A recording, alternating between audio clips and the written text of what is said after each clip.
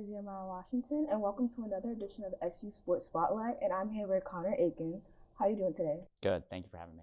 So you recently had an overtime win with Elizabethtown, earning your first round win in the Landmark Conference. You had a successful season with a 7-1 record and in Landmark play. What has your team done to prepare for that season? Yeah, I mean it's been a phenomenal season so far. I think the work really started in the fall. We had a lot of guys studying abroad in the fall. We have a very large junior class, but luckily our senior captains and our juniors that were here on campus did a great job integrating our first years and getting them ready for the season. They've been able to contribute quite a bit this year, so it's been a pleasure to watch them play. And I think just the camaraderie that we were able to build in the fall has been instrumental to our success so far this spring. I'm glad that you mentioned that. I'm glad that you guys were able to transition, especially with everyone with abroad. So my next question to you is, when did you start playing lacrosse, and did you always know you would continue in college? I think I started playing back in third or fourth grade. Lacrosse wasn't really big in my area, um, so I had a later start than a lot of my teammates that come from New York and New Jersey, where it's been around a lot longer. Um, and honestly, I did not always have the idea that I was going to play in college. I had some injuries in high school, so I tore my ACL, my MCL, and my meniscus my sophomore year. So I missed the majority of that season, and then my junior year was taken out due to COVID, and I retore my knee my senior year. So I only really got to play one full year of high school lacrosse. So by the time that COVID came around and junior year was canceled, I realized that I wanted to keep playing, knowing that I didn't have much time left.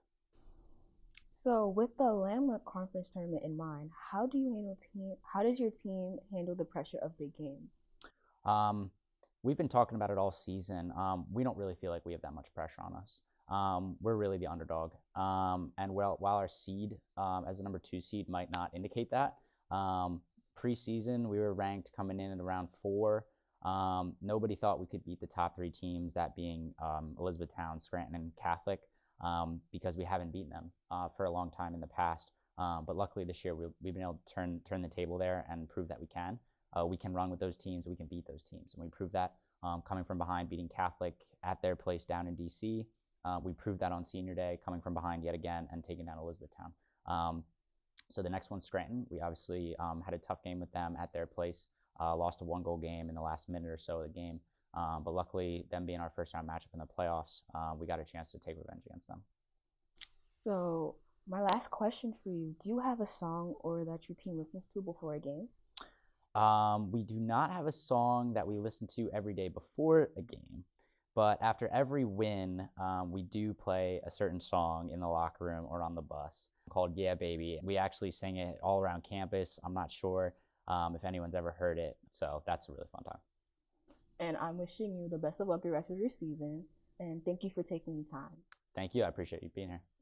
Thank you for again for watching another edition of SC Sports Spotlight.